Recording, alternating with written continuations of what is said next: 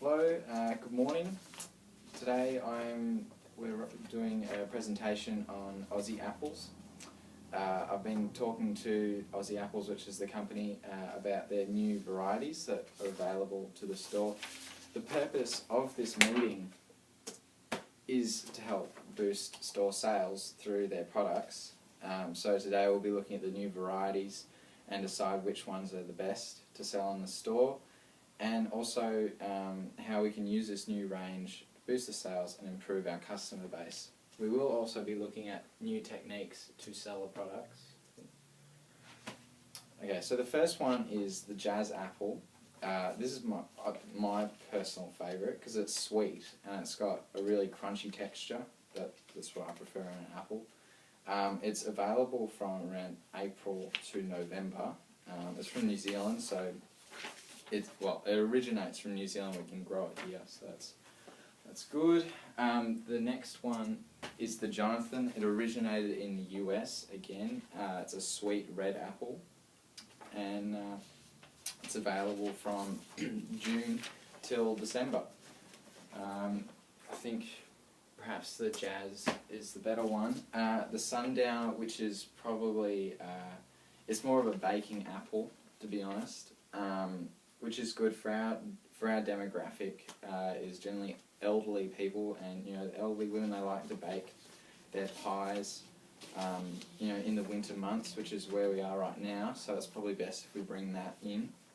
And yeah, that's basically what they've got on offer for the moment. Sundowner are around all year, so we can do multiple specials. That's the other thing we've got to talk about, is selling techniques of these apples. Now, using these features and benefits of each apple, I reckon we could target certain parts of the customer base that we already have and try and entice more people into the shop.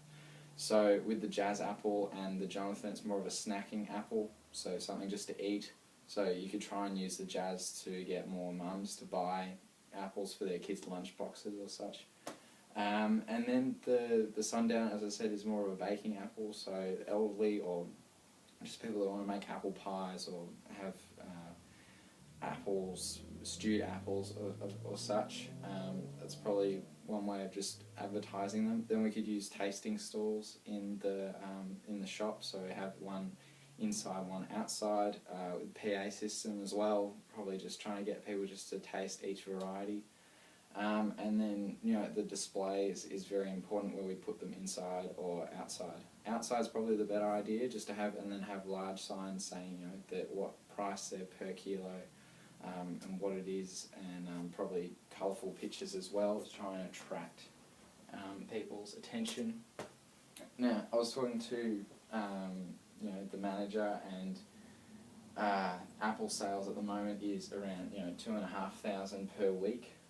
And the produce sales on average per day is probably around 11.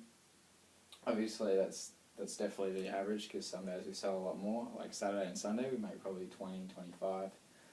Apple sales, if we start putting in new varieties, we can have maybe $3,000 or $4,000 in a week, which is quite, $1,000, $1,500 more, and that will probably boost our average a few more per day. So looking about 14,000, which is pretty good on average. So that's 7 days, 98,000 for the week. Just from produce, that's pretty good. And yeah, so if we just want to do some feedback, I'll hand out a form, and then we can have a discussion. And yeah, so thanks for coming today.